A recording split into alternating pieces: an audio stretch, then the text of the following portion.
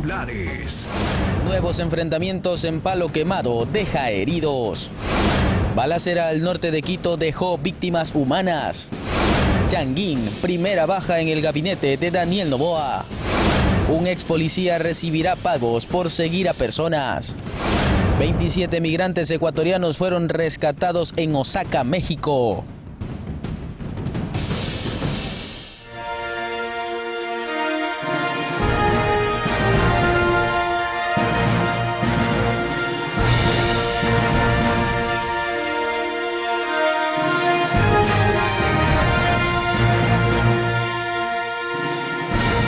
¿Qué tal, amigos televidentes de Ecuador y el mundo? Bienvenidos a Noticias Oro Mar. Tenemos información que contarles y es que hubo dos familias que se encontraban secuestradas en el cantón Arenillas de la provincia del Oro fueron liberadas en Pasaje. Por el hecho hay 2 capturados. Pedro, buenos días.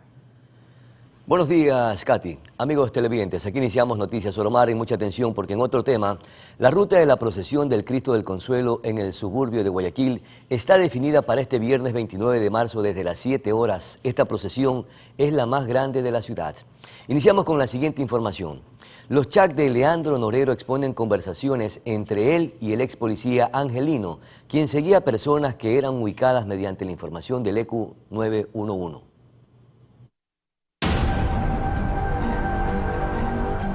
En el último grupo de vinculados al caso Metástasis está Angelino Macas, un ex policía que según la fiscalía pagaba a funcionarios del ECU 911 para que obtengan la ubicación de personas. Luego el narcotraficante Leandro Norero desde la cárcel ordenaba seguimientos y atentados. Hay varios chats sobre pagos como este. Ñaño, ayúdame con algo. Solo $150 para darle al del 911. Dame la cuenta. 135 07 03 596. Es la mía, ahorros. Norero le pedía la ubicación de personas que le debían dinero, pero también de la fiscal Lidia Sarabia, encargada de su proceso penal por lavado de activos. En inicio planteaba asustarla. Dame, Ñaño, dinero. Me subo mañana. Necesito 3 carros. Subimos 6 manes para andar 2 por carro y en 5 días te hago todo eso. Ah, y me subo 2 suizos para la caja fúnebre en la casa de la man. El resto sé cómo hacerle daño. Me dices, salgo a primera hora, Ñaño. Como es fin de semana, ella va a estar ahí y va a recibir ella misma la caja. Mañana te cuadro para los gastos. Listo, Ñaño. Posi, tú me avisas y salgo por ahí mismo. Le mandaba una foto de la caja fúnebre, pero el 23 de julio de 2022, Norero estaba muy molesto y quiso ir más allá de la amenaza. Esto le escribió a Angelino. Esa fiscal HP vinculó a mi mamá y mi cuñado. Imagínate cómo estoy indignado. Está que me da donde duele, la familia. Te lo dije, Ñaño. Manda a alguien para que paren esto, pero no me haces caso, mi hermano. Yo no me la voy a llevar. Ya se metió con mi familia. Ya que aguante el vuelto. Solo me dices si el feo está. Veo de dónde saco y le doy y te paso las ubicaciones, Ñaño. Es más, búscame la ubicación de ella ahorita. Ya si da chance este fin de semana le hago de una. Ya una sola. Igual ya estoy preso. Angelino Macas tiene prisión preventiva y el juez dictó en su contra una orden de localización y captura. En cambio, la fiscal Sarabia está en el sistema de protección y este jueves rendirá su testimonio anticipado. En Quito, Juan Correa Rodríguez, Noticias Oro Mar.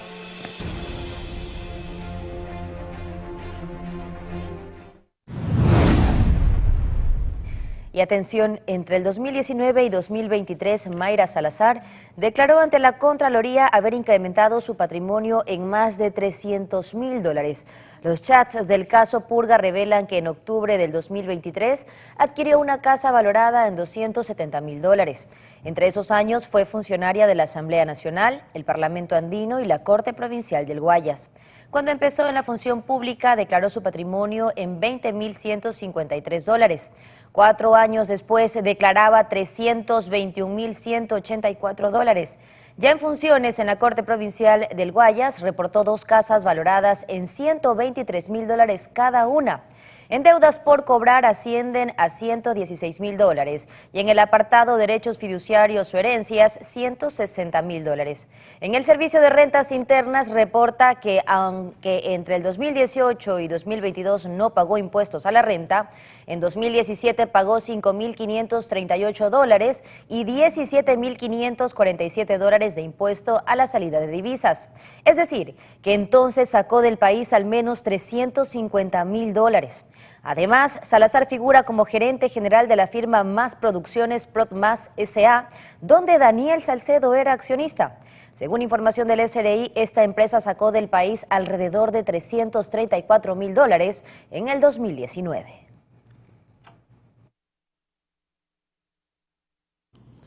Y este martes 26 de marzo de 2024, el expresidente Guillermo Lasso rindió su versión libre y voluntaria vía telemática ante la Fiscalía General del Estado por el caso de delincuencia organizada denominado Metástasis. En la diligencia, Lasso indicó sobre la Comisión de Pacificación de las Cárceles que se conformó en su gobierno. La versión del expresidente fue requerida por la defensa de Miriam Alejandra Delgado, una de las procesadas en el caso Metástasis.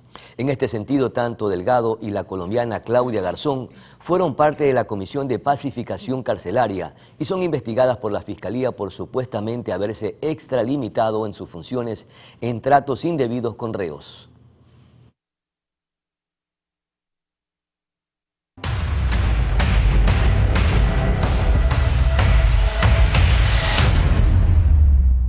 Y el día de mañana, el Consejo de la Judicatura desarrollará una jornada de inducción sobre la fase de postulación del concurso público para la selección y designación de jueces y conjueces de la Corte Nacional de Justicia. El cronograma establece que la fase de postulación se llevará a cabo desde el 5 hasta el 16 de abril de este año y los requisitos para postular se encuentran publicados en la página web del Consejo de la Judicatura. El primer mandatario, Daniel Noboa, recibió a varios nuevos embajadores de diversos países que presentaron sus cartas credenciales diplomáticas. Los embajadores que se presentaron ante el jefe de Estado pertenecen a Qatar, España, Azerbaiyán, Eslovenia, Irlanda y Surinam. El acto se desarrolló en Carondelet y también contó con la presencia de la canciller Gabriela Sommerfield.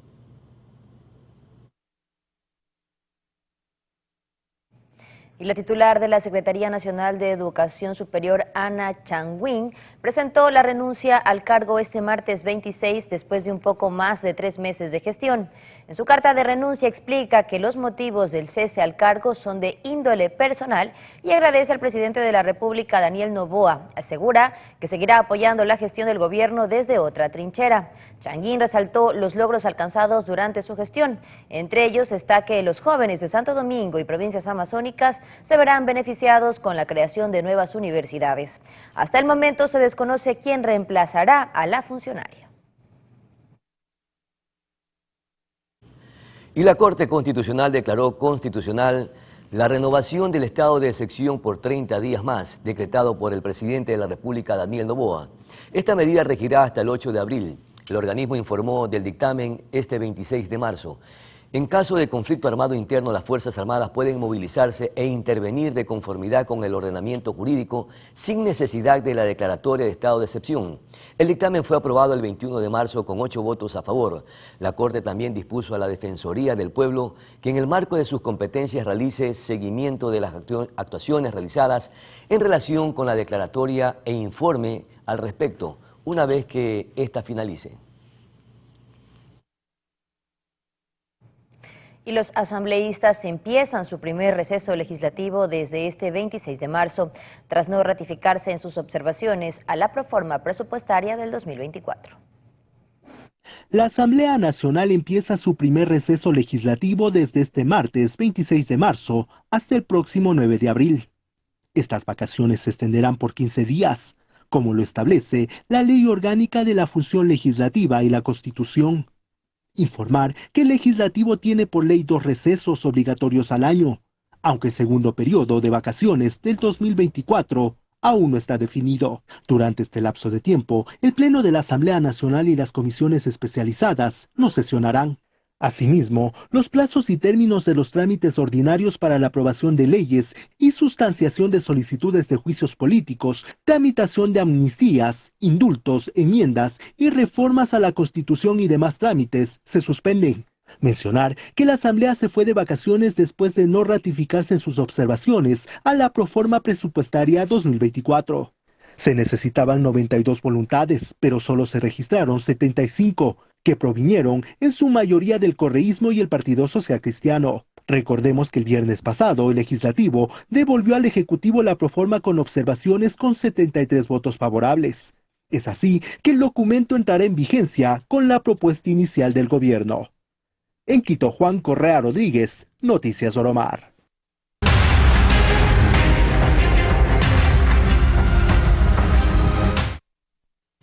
La violencia se apodera del cantón Balsar, en la provincia del Guayas. Criminales que se movilizaban en 2 camionetas sin placas dispararon contra la casa del alcalde de ese cantón, Gonzalo Mesa. El atentado se dio la noche del pasado lunes y causó conmoción entre los habitantes de Balsar, quienes no habían dejado de comentar la violencia que vivía el país y que había cobrado la vida de la alcaldesa de San Vicente en Manabí, cuando de repente se aterrorizaron cuando sujetos desconocidos y en una actitud altamente violenta y despiadada llegaron en 2 camionetas con vidrios polarizados y sin placas para disparar contra la casa de Gonzalo Mesa, alcalde de Balsar. Mesa, quien ganó las elecciones por el partido Sociedad Patriótica con el 47,89% de los votos, no se encontraba en su domicilio y por fortuna nadie de su familia resultó afectado. 4 orificios de bala se apreciaban en una ventana que conduce hacia la zona de la cocina de la casa.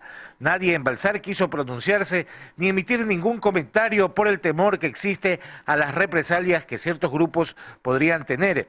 Tampoco se imaginan de dónde podría venir este ataque contra el alcalde Mesa, quien hasta el momento ha desempeñado una administración sin mayores contratiempos. La policía llegó al sitio y se recopilaron indicios balísticos con los que se inició una investigación en torno al atentado. Cristian Arias, Noticias Oromar. Y la tarde de este martes 26 de marzo fue sepultada la alcaldesa de San Vicente, Brigitte García, en su natal Canoa, al norte de Manabí.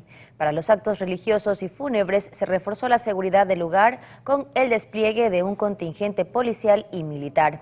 Antes del sepulcro se realizó la misa de cuerpo presente, a la que asistieron la prefecta de Pichincha, Paola Pavón, la prefecta del Guayas, Marcela Guiñaga, el prefecto de Manabí, Leonardo Orlando, entre otras autoridades.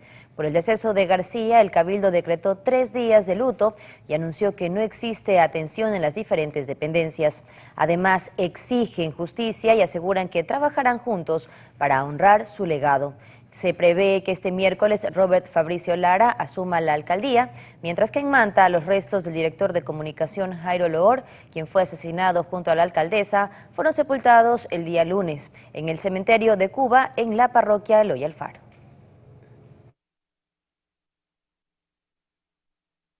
Y a propósito de estos temas de inseguridad, el Consejo de Seguridad Pública del Estado se reunió este martes pasado el mediodía. En Carondelet no se proporcionó información alguna sobre los temas que se trataron. La reunión se realiza tras registrarse varios hechos de violencia el fin de semana en todo el país, entre ellos el asesinato de la alcaldesa de San Vicente, provincia de Manabí, Brigitte García. A más de los responsables de las carteras de Estado que son parte del Consejo de Seguridad, asistieron el presidente de la Asamblea Nacional, Henry Kronfle, la jefa de la Bancada de Acción Democrática Nacional, Valentina Centeno, y el ministro de Deportes, Andrés Guzmer. La canciller Gabriela Sommerfield manifestó que son temas de seguridad nacional y no se puede dar mayor pronunciamiento.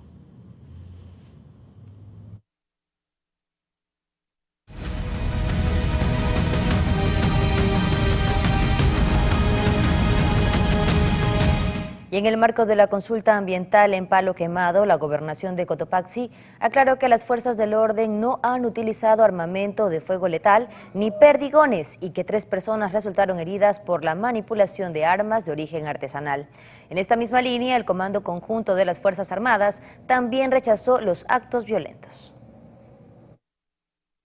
En los últimos días, el país ha recibido ataques muy fuertes y ha perdido valiosas vidas, tanto de civiles como miembros de la fuerza pública. El día de hoy, pese a encontrarnos inmersos en un estado de excepción que limita el derecho de libertad de reunión, entre otras, un grupo organizado equipado con armas altamente peligrosas, bombas molotov, escudos metálicos y artefactos explosivos improvisados, han herido a varios miembros de la fuerza pública y destruido propiedad privada en el sector de Palo Quemado, Cotopaxi. Este ataque me obliga a recordar a la ciudadanía que un acto terrorista es aquel que tiene como objetivo causar la muerte o lesiones físicas contra cualquier persona o cuando el propósito, por su naturaleza, es intimidar a una población. El artículo 158 de la Constitución de la República dispone que las Fuerzas Armadas y la Policía Nacional son instituciones de protección de los derechos, libertades y garantías de los ciudadanos. En este contexto, ningún acto que pretenda, bajo la fuerza o la intimidación, obligar a la sociedad a actuar en contra de su voluntad será tolerado, mucho menos dentro del marco de un estado de excepción. El bloque de seguridad, conformado por Fuerzas Armadas y Policía Nacional, ha recibido el apoyo de la ciudadanía, apoyo que queremos agradecer y ratificar que nuestra labor no podría ser tan efectiva sin ustedes. La mañana del martes 26, el bloque de seguridad ejecutó un mega operativo con casi 900 hombres en los sectores de Socio, Vivienda 1 y 2 al norte de Guayaquil. La operación dejó 18 detenidos, droga y armas decomisadas. Que la intención era frenar delitos como la extorsión tipo vacuna, tenencia de armas, tráfico de drogas, secuestros extorsivos y demás acciones terroristas, se dijo respecto a la operación Resurgir 11, pero no se descarta que el hallazgo de cadáveres desmembrados fuera el detonante para esta acción en la que se allanaron 150 inmuebles en Socio Vivienda 1 y 2. Las operaciones empezaron antes de las 5 de la mañana. Desde el aire, drones permitían al equipo táctico anticipar los movimientos y posibles huidas de sus objetivos. Son 17 personas detenidas, de ellos 16 son hombres, una es mujer. Dentro de eso también tenemos que 4 estarían implicados en la muerte del día de ayer de la persona que fue mutilada y desmembrada, que fue botada desde una tricimoto. En este momento esas 4 personas van a ser detenidas y presentadas en fiscalía. Dentro de los más de 100 allanamientos que se hizo en Socio Vivienda 1 y 2 tenemos también la detención de 13 personas más. Se incautó un fusil réplica, 3 armas cortas, 50 bloques de droga que estaban ocultos en congeladores de los domicilios, 8 alimentadoras, radios de comunicación y teléfonos celulares. Sobre el fusil réplica, el comandante hizo una explicación. Bueno, esta arma es una tipo réplica, pero como yo le decía, el momento que nos asaltan y nos apuntan con esa arma, nosotros no pensamos 2 veces, y eso es lo que manejan los delincuentes, esas fachadas. Podemos encontrar sistemas de comunicación modernos para comunicarse punto a punto y poder comunicar si vienen o no las fuerzas del orden. Entonces, todo este despliegue operativo después de la tercera intervención que hemos hecho en este sector, y recuerden que 50 casas fueron tomadas y fueron entregadas por propietarios originales, fueron destruidos los sistemas de comunicación y cámaras que tenían para poder monitorear en tiempo real las actividades que se hacían al interior. El presidente Daniel Noboa llegó al sitio para recibir el informe directamente de boca del comandante de la zona 8 y de esta manera reiterar su respaldo a las acciones que se ejecutan en el campo. Para nosotros es importante el respaldo del gobierno y más aún del señor presidente en este tipo de operativos. La moral del policía siempre se encuentra alta y más aún en estos momentos con la presencia de la primera autoridad. Es muy gratificante que el señor presidente venga personalmente a ver el trabajo que hace sus Fuerzas Armadas que estamos comprometidas con nuestro país. Al final los detenidos fueron conducidos a la Fiscalía, donde se espera que los operadores de justicia no los dejen en libertad, mientras que en el territorio continúan operando equipos de inteligencia para continuar con la detención de los llamados objetivos de mediano y alto valor. Cristian Arias, Noticias Oromar. Desde el 26 de marzo empezó a operar en Manabí la Fuerza Investigativa contra la Extorsión. Ante la evolución de este delito, la policía destinó una unidad especial. Manta y Portoviejo no solo son los distritos más violentos y priorizados de Manabí, también pasaron a ser los que más incidencia en secuestros y extorsiones reportan. Ante aquello, la Fuerza Investigativa contra la Extorsión FICE, que se ejecuta a través de la Operación Libertad, empezó a operar este 26 de marzo en la provincia costera. En el 2023, haciendo eco al tema de los delitos extorsivos, tenemos 61 casos. Este momento en el 2024 tenemos 77 casos, es decir, tenemos un incremento de 16 casos. Y en lo que va relacionado al tema de los secuestros, específicamente en el 2023 se han suscitado 10 casos y este momento tenemos 8 casos. Tomando en consideración que esta data no visibiliza un debido incremento, pero el tema de la inseguridad hace pensar eso. Por eso es necesario que validar el tema de la data y sobre todo también tener una cifra exacta. Además, Zarzosa dice que un mayor porcentaje de las extorsiones se ejecutan de forma virtual. Ante aquello han integrado una unidad especializada de ciberdelito. Primeramente a esta persona a través del uso de sus tarjetas de débito o de crédito sacan dinero de las entidades bancarias. Posterior piden recompensa por el tema del secuestro y también piden recompensa por el tema de la devolución del vehículo. Este plan ya se encuentra en marcha en otras zonas desde el pasado 20 de marzo. Específicamente en el Distrito Metropolitano de Quito, el Distrito Metropolitano de Guayaquil, en el Distrito Playas, en el Distrito Santa Elena, en la subzona Los Ríos, subzona Guayas, y hoy estamos acá presentes en la subzona Manabí. También existen otras coordinaciones previas, entre esas con Fiscalía. Para que de esa manera se pueda designar un fiscal coordinador o un fiscal especializado que aboque conocimiento de estos hechos de secuestros y extorsiones que se están suscitando en cada uno de los territorios antes indicado. Paralelamente también se ha hecho las coordinaciones con el ECU 911 y de esta manera tener un personal permanente de nuestra policía especializada con la finalidad de que atienda de manera inmediata y sobre todo dé una respuesta activa y efectiva a estas denuncias de secuestro y extorsión. Belén Mendoza, Noticias Romar. Es momento de una pausa comercial, amigos televidentes. Ya regresamos con más noticias, Pedro. Invitados también. En efecto, Katy, y es que la consulta y referéndum plantea una pregunta alrededor de que se apruebe o no, dependiendo del pueblo ecuatoriano, el contrato laboral por horas. Esto lo revisaremos a continuación, más adelante, con nuestro invitado, el ex asambleísta Félix Alcíbar, para conocer cuáles son las ventajas y desventajas de la contratación por horas. Ya regresamos.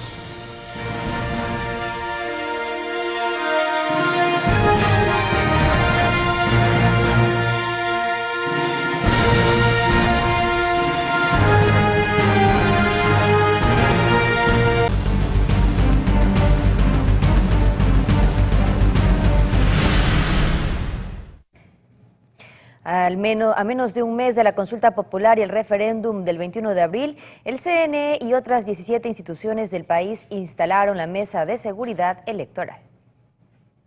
No asistan con mochilas, en lo posible tampoco con niños, y en cuanto ejerzan su derecho al voto, inmediatamente salgan del recinto electoral. Es una de las medidas que se prevé tomar el 21 de abril en el marco de la consulta popular y el referéndum. Cabrera también indicó que hablarán con los alcaldes de todo el país para que no haya ventas ambulantes en el ingreso y salida de los recintos electorales y así permitir que las fuerzas del orden tengan un mejor panorama para ejecutar su labor. Las medidas fueron anunciadas este martes 26 de marzo en la instalación de la Mesa Nacional de Seguridad Electoral, conformada por 18 instituciones, entre ellas el Ministerio del Interior, la Policía Nacional, Fuerzas Armadas, Ministerio de Defensa, el ECU 911, entre otras. Wilson Pavón, vocero de la policía, mencionó los aspectos en que se brindará seguridad. En cuanto a lo que es simulacros, los centros de procesamiento electoral, bodegas electorales y los kits técnicos, las instalaciones de apoyo al proceso electoral, seguridad externa en oficinas del CNE, los observadores internacionales que vendrán acá al país, la seguridad durante el voto a las personas privadas de libertad, la seguridad y acompañamiento durante el voto en casa, seguridad externa en los recintos electorales, las designaciones de los policías para las actividades tanto recolector, transportador y la seguridad y acompañamiento durante el despliegue de los kits técnicos. En total, 57,000 policías estarán operativos. Por su parte, el director del ECU 911 detalló las acciones y equipos para el monitoreo del proceso. Hemos identificado las 988 cámaras que se encontrarán en los recintos priorizados durante este proceso, 17 salas operativas a nivel nacional en donde van a ser y se van a desarrollar los puestos de mando unificado. Asimismo, que realizarán el seguimiento a los vehículos que transportarán el material electoral.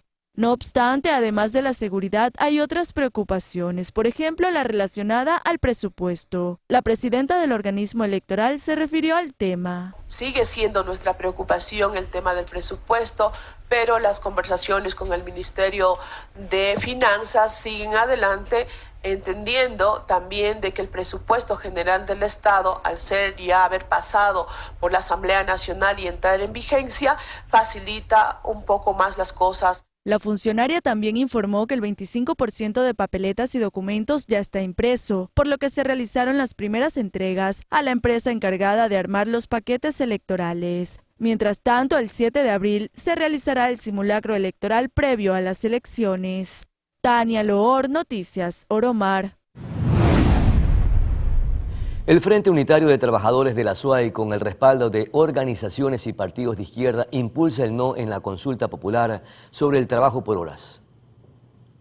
Se acorta el tiempo para votar en la consulta popular y referéndum, y la campaña por el sí o por el no está a la vuelta de la esquina. Es así que desde acá se preparan para expresar su posición sobre el trabajo por horas, una de las preguntas planteadas por el presidente Daniel Noboa. Se viene mintiendo por parte de los sectores del gobierno de que van a ganar entre 8 y 12 dólares la hora, cuando no es así, no van a llegar ni siquiera a 3 dólares la hora. Tal es su preocupación, que rechazan lo señalado por el gobierno, como que mejorará el empleo en el país. Eso no va a ser así porque ya estuvo vigente en algún tiempo el trabajo parcial por horas. Pero eso no generó empleo, eso lo que generó es más precarización laboral, eso generó más despidos en el Ecuador. En la papeleta, el domingo 21 de abril, a los ecuatorianos también se les consultará sobre el arbitraje internacional. Edison Delec, representante de los trabajadores en Azuay, ya sabe su respuesta y por qué. Ahora efectivamente tenemos ya grandes pérdidas para el Estado ecuatoriano por la indefensión del Estado ante las empresas transnacionales. No se diga con esta ley, con este sometimiento del país al arbitraje internacional.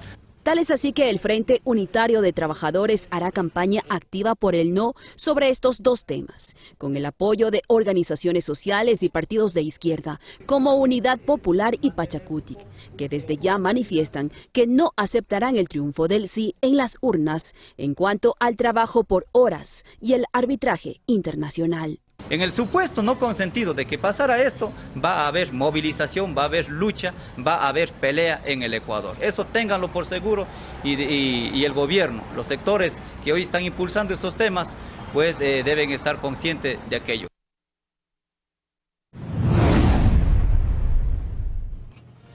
Pedro, amigos, sin duda un debate que va a dejar mucho que decir en torno a esta decisión. Y mire que ya hay una amenaza ahí de parte de uno de los representantes gremiales del país. Salir a marcha. Si la consulta o el pueblo ecuatoriano se pronuncia a favor de la consulta, sobre todo en la contratación por horas, van a salir a las calles con movilizaciones. Pregunta es, ¿conviene o no conviene? Vamos a ver cuáles son las ventajas y desventajas precisamente de la contratación por horas. ¿Aportará o no aportará precisamente a la búsqueda de empleo, que es lo que necesitan los ecuatorianos? Eso lo revisaremos después de esta pausa publicitaria con nuestro invitado, que ya se encuentra en los estudios de Oromar, el abogado Félix Alcíbar. Ya regresamos.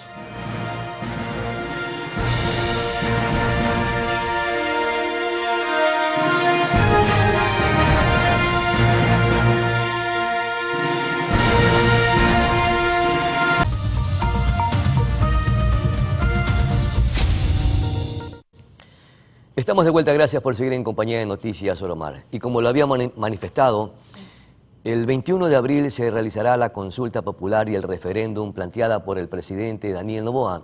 Entre las preguntas, justamente se plantea la contratación de trabajo por horas. Justamente hablaremos de cuáles son las ventajas o desventajas de esta contratación, que ya está vigente precisamente en la Constitución, pero habrían algunas modificaciones. Y para este tema nos acompaña el abogado Félix Alcíbar, ex asambleísta y también defensor de los derechos de los trabajadores. También formó parte de la comisión respectiva en la Asamblea Nacional, en la que defendió precisamente algunos derechos relacionados a los trabajadores, al Seguro Social, entre otros. Muchísimas gracias, mi querido abogado Félix Alcíbar. Y esa es la primera pregunta que le planteo. ¿Hay ventajas o más desventajas alrededor de la contratación por horas en el trabajo? Bienvenido. Buen día, muchas gracias. Más allá de las ventajas o desventajas, lo que tenemos que analizar es si constitucionalmente es procedente una consulta de esta naturaleza.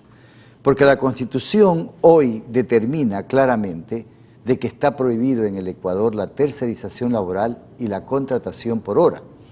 Por tanto, una reforma constitucional implica una regresión de derechos que otra norma constitucional determina que no se puede aplicar la regresión de derechos en el Ecuador.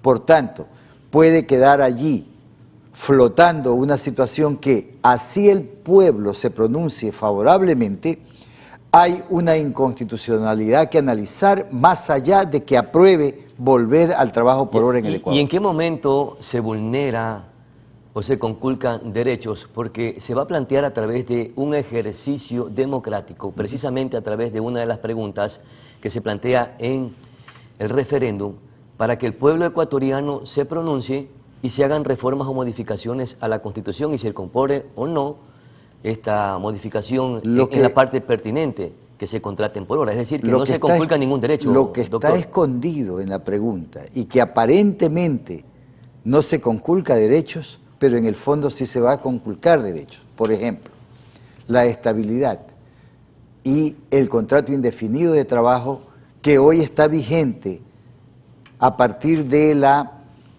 promulgación de la Ley de Justicia Laboral para el Ecuador, que determinó que ya no habían contratos a plazo fijo, sino contratos indefinidos de trabajo en materia laboral con una prueba de 3 meses o 90 días, ¿verdad? Entonces, lo que se busca es terminar con los contratos indefinidos de trabajo y la posibilidad de que los reemplace los contratos por horas sin que tengan estabilidad. Pero hay otros derechos que se esconden en esta pregunta. ¿Eso es lo que suponen o precisamente no, eso es lo que está? Sucederá? Es decir, a las personas que tienen sus trabajos adecuados con contratos indefinidos podían ser reemplazados por trabajadores por contratación por horas. Claro, porque hoy la ley establece de que el contrato tipo en el Ecuador es el contrato indefinido de trabajo. Es decir, usted empieza a trabajar en una empresa pública o privada bajo el Código de Trabajo y a partir de los 90 días luego de superado el periodo de prueba, su relación laboral es indefinida. Entonces, eso es lo que se quiere terminar en el Ecuador y por eso es que la clase obrera, la clase trabajadora, el ciudadano común y corriente que tenga o no trabajo, tiene que estar a la expectativa de eso, porque implicaría entonces que usted no tendría una relación laboral indefinida, sino parcial, por tiempo fijo o por el tiempo que el empleador Abogado, y ante la falta de empleo adecuado, ¿no considera entonces que la contratación por horas es una alternativa que pudiera implementarse precisamente para generar fuentes de trabajo, aunque sea parciales? Mire, la generación de empleo o trabajo en el Ecuador o en cualquier país no la origina definitivamente la legislación, la origina las condiciones que presente el Estado como tal, la sociedad como tal. Es decir, si este Estado tuviese una economía sólida, solvente, sin los problemas que tenemos en los actuales momentos, tenga la plena seguridad que el trabajo existiría sin ningún tipo de problema. Pero la legislación actual lo permite inclusive, que si es que no hay las condiciones para tener a trabajadores a tiempo completo, hay la figura pues en la ley, el contrato a tiempo parcial, que usted lo puede contratar siempre que superen las 4 horas diarias y que no superen las 8 horas diarias. Por eso precisamente se plantea esta pregunta para hacer modificaciones y afinar lo que precisamente usted acaba de mencionar, el contrato parcial. En otras sociedades funciona la contratación por horas. Sí, pero ¿por qué necesariamente por horas? Si ya la tenemos la contratación parcial, claro. ¿Para qué? Yo le voy a decir por qué quieren ahora implementar el contrato por horas como lo fue anteriormente. ¿Sí? El problema es que a usted lo pueden hacer trabajar 5 horas y yo le digo, usted me trabaja de 12 de la noche a 5 de la mañana. ¿Usted cree que ese es un horario normal de trabajo? ¿Y usted cree que no hay personas que trabajan en esos horarios actualmente? Sí, en la industria. Sí, pero la ley le dice... En sectores que no se paralizan ningún instante las 24 horas, los 7 días de la semana. Sí, pero la ley le dice que si usted trabaja en ese horario, tienen que pagarles el recargo por horas nocturnas, porque no es lo mismo trabajar de 6 de la mañana a 7 de la noche, que la legislación laboral ecuatoriana lo establece como el horario normal en donde a usted le pueden regular las 8 horas de trabajo, que a usted lo hagan trabajar de 12 de la noche a 5 de la mañana, o que lo hagan trabajar un sábado o un domingo, o que lo hagan trabajar un día feriado, que la ley lo permite ya, que la ley lo contempla, que usted o su patrono pueda requerir de sus servicios en esos días, pero la ley lo obliga también. Oiga, pero es que a hay que oferta, le paguen. hay oferta. La modernidad nos trajo consigo otras modalidades de trabajo y hay ofertas laborales que precisamente giran alrededor de lo que usted menciona, en sectores comerciales, en sectores turísticos. Se necesita mano trabajadora precisamente en esos espacios de trabajo, los fines de semana, los domingos, por las noches, etcétera. Entonces tenemos que un poco adaptarnos a esa modernidad. Contrátelo a tiempo parcial, cumpla con todas las obligaciones y páguele los recargos por trabajar fuera de los horarios normales de trabajo. Mire, Pedro, el horario de las 8 horas para un ser humano en el planeta no es del Ecuador, es del mundo. ¿Cómo no? Y esa fue la lucha principal en Chicago y por eso se generó o se conmemora el 1 de mayo como el Día del Trabajador, por esos derechos. Claro. Esos derechos que son universales, que le dicen que usted tiene derecho a trabajar 8 horas, a descansar 8 horas todos los beneficios y a tener la recreación de 8 horas que la ley no establece se pueden conculcar. Y lo que se busca en este país, con la contratación por hora, no es precautelar esos derechos, sino evadir derechos que tiene el trabajador por trabajar ese tiempo. ¿Cuál es el escenario, cuáles son las condiciones actuales en nuestro país? Crisis económica, crisis de inseguridad. Y ante esta situación, ¿cómo entonces generaríamos empleo y cómo generaríamos ese incentivo en los trabajadores o más bien en los empleadores para que propicien justamente oportunidades de trabajo? El presidente de la República dijo o se comprometió con el pueblo ecuatoriano a generar una cantidad determinada de empleos en el Ecuador. Le mintió al país en el momento en que dijo que había conseguido emplear a más de 70.000 ecuatorianos y le desmintió el propio Ministerio de Trabajo y el INEC. En este país y en cualquier país del mundo, Pedro, se genera trabajo cuando tenemos un Estado con seguridad jurídica, cuando tenemos un Estado con seguridad y estabilidad económica. Que no la tenemos. Exacto. Pero ¿para qué a usted lo eligen representante de un Estado? Precisamente para resolver esos grandes y graves problemas que tiene el Estado. ¿Y cree que el Estado, el gobierno actual, no está resolviendo esos problemas de inseguridad y de Bueno, crisis que lo económica? conteste la ciudadanía, si es que se siente que se está resolviendo. Tenemos un Estado en crisis económica, como usted lo dijo. Tenemos un Estado en crisis de seguridad, como usted lo dijo. Claro, pero en tan corto tiempo tampoco lo va a resolver el presidente. El problema es grave, es complejo. Sí, pero cuando usted fue candidato, ¿no tenía esa información? Seguramente sí o seguramente no. Sí la tenía, porque sobre eso basó su propuesta de campaña. Sobre eso dijo que no iba a subir el IVA, lo subió. Sobre eso dijo que le iba a dar seguridad al Ecuador. No está dando seguridad y usted y yo y todos los ciudadanos somos testigos de cómo estamos en seguridad en el país. Dijo que iba a resolver la situación económica y acuérdese que criticó a otros candidatos cuando dijeron que iba a tomar recursos de la Reserva Monetaria Internacional y después dijo que a lo mejor tiene que meter mano a la Reserva Monetaria Internacional del Ecuador. Como casi la mayoría de gobiernos lo han hecho. Exactamente. Mi querido doctor, respetar los derechos de los trabajadores también significa respetar el pago, sus remuneraciones. Y se pudiera establecer de que el contrato por horas establezca un pago entre 8 y 12 dólares precisamente cada hora. ¿De qué dependerá que se mantengan estos pagos y no se conculquen derechos al momento de que cualquier empresa contrate algún trabajador? El valor de la hora trabajo que supuestamente va a ganar el trabajador en el Ecuador, pasando, si es que pasa la reforma, no está definido. No lo han dicho. No lo ponen en la consulta. no lo dicen. Pero eso y lo regulan. Se debe instrumentar posteriormente de que se apruebe claro, pero es que ahí está la trampa, pues. Ahí está la trampa, porque si gano, entonces usted va a ver si es que es verdad. Yo tengo todas las facultades de establecer el... Obvio, pues, lo van a regular mediante decreto o lo van a regular mediante acuerdo ministerial a través del Ministerio de Trabajo. Y eso nada le asegura al pueblo ecuatoriano de que se dé. Mire, Pedro, en definitiva, este Ecuador en el 2008, en la Constituyente, aprobamos de eliminar la tercerización laboral y el trabajo por hora en el Ecuador. Y constituye un derecho intangible, irrenunciable, no regresivo para los trabajadores. Por tanto, eso tenemos que defender, particularmente como defensor de los derechos de los trabajadores. En mi calidad de expresidente de la Comisión de los Derechos de los Trabajadores de la Asamblea Nacional, asesor de las organizaciones sindicales, estamos llamando a que se vote no en esta pregunta, porque definitivamente no podemos permitir regresar.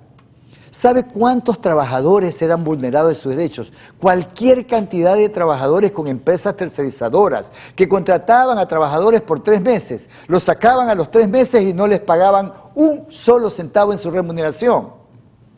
Eso era lo que teníamos en el Ecuador. Y por eso se llegó a aprobar esa norma constitucional que fue ratificada no por la Asamblea Constituyente, fue ratificada por la mayoría del pueblo ecuatoriano. Es el mismo ejercicio al que vamos a volver, que el pueblo ecuatoriano se pronuncie. Ahora, ¿qué sucederá si los ecuatorianos deciden aprobar esta pregunta de la consulta popular o del referéndum para que se apruebe la contratación por horas? Escuchábamos hace pocos instantes que ciertos representantes de sectores sociales o políticos decían que van a salir a protestar. Probablemente este sea parte del derecho a la resistencia, pero ¿se debe de salir a las calles con movilizaciones si hay un pronunciamiento del pueblo ecuatoriano? La resistencia y el pronunciamiento de la gente en las calles es un derecho constitucional.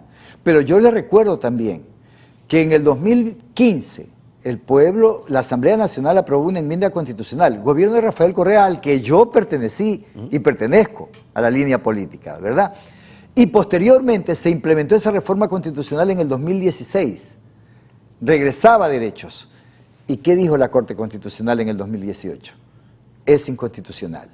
A lo mejor nos vamos a ver abocados a tener que acudir en el supuesto no consentido de que el pueblo ecuatoriano apruebe esa consulta, a acudir a la Corte Constitucional. Esta Corte que declaró inconstitucional esa enmienda constitucional por regresión de derechos, acaba de dar el visto bueno para que se someta a consulta, algo que posiblemente va a ser declarado también inconstitucional. Perfecto, mi querido abogado Félix Alcibar, muchísimas gracias por sus valiosos y siempre necesarios aportes. En todo caso, hay que esperar hasta el 21 de abril para conocer cuál es el pronunciamiento del pueblo ecuatoriano, sobre todo en esta pregunta que ha generado polémicas a favor y en contra. Y hay una amenaza aparentemente no velada, sino directa. Si se aprueba esta pregunta en el referéndum, saldrán a las calles a protestar. Veamos cuál será el próximo estallido social en nuestro país. Vamos a nuestra corta pausa publicitaria y regresamos con muchísima más información aquí en Noticias Oro Mar. Volvemos.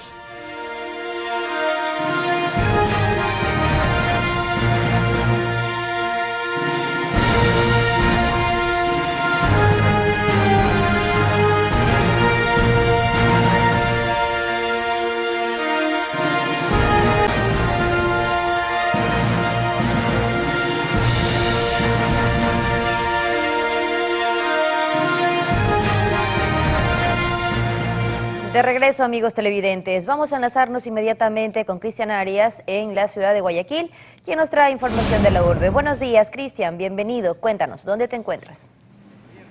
Buenos días, Katy, 7 de la mañana, 55 minutos. Estamos en vivo justamente desde la estación de buses de la línea 45, acá en el suburbio de Guayaquil, en el suburbio Rosendo Avilés y la calle 45. Hay una situación de preocupación, de alarma, de susto entre los conductores de esta línea de transporte. Yo te voy a mostrar la actividad escasa que se ve a esta hora, pues uno de los choferes Si nos acercamos un poquito para mostrarte, el bus está parado allí. Se había dicho que no se iba a trabajar, que se iban a paralizar los recorridos, por cuanto un conductor fue baleado, fue herido, ¿verdad? Fue atacado por personas que aparentemente están exigiendo el pago de la denominada vacuna. Se comenta y se rumora que aparentemente entre 5.000 a 7.000 dólares se pide a quienes tienen una unidad de transporte acá. Habían unas personas reunidas acá, entendemos que no desean pronunciarse, hay temor, como te decía, y la actividad no es la normal. Lubac, vamos más a casito, por favor, que estamos en media calle. Informarle a la comunidad que está circulando la línea 45, van a trabajar ellos, pese a lo ocurrido con el compañero conductor de la línea 45 que se encuentra en unidad de cuidados intensivos. Aparentemente el tiro lo recibió en el cuello. Es una herida muy delicada y recibe atención médica en una casa de salud. Mientras tanto, el resto de conductores continúa enfrentando la situación de trabajo en medio de la inseguridad, pues esta zona es un sector muy peligroso de la ciudad, en donde lamentablemente se ejerce esa presión por parte de los extorsionadores y los transportistas no han encontrado una protección, un refugio en las autoridades. Hay esa queja, muchos han tenido que sostener el pago de esta exigencia, pero llega un momento en que ya no lo pueden hacer. Entonces, como no siguen pagando, pues son motivo de estas represalias. Hasta aquí nuestro informe, 7 de la mañana, 57 minutos, regresamos a estudio. Bien, Cristian, muchísimas gracias por la información a esta hora de la mañana. Avanzamos con más, amigos televidentes. Bien, amigos televidentes, hemos llegado a la parte final de este espacio de noticias. Hoy estuvo interesante el noticiero, creo yo. En efecto, como todos los días, mi querida Katy, y a propósito es una semana corta, así que los feligreses ya se están preparando para las actividades precisamente que se van a desarrollar en diferentes partes del país. De nuestra parte, muchísimas gracias. Buenos días. Disfruten de este día que vendría a ser, ¿qué? Un jueves chiquito. Jueves chiquito. Disfruten, que tengan un excelente día. Gracias por acompañarnos siempre.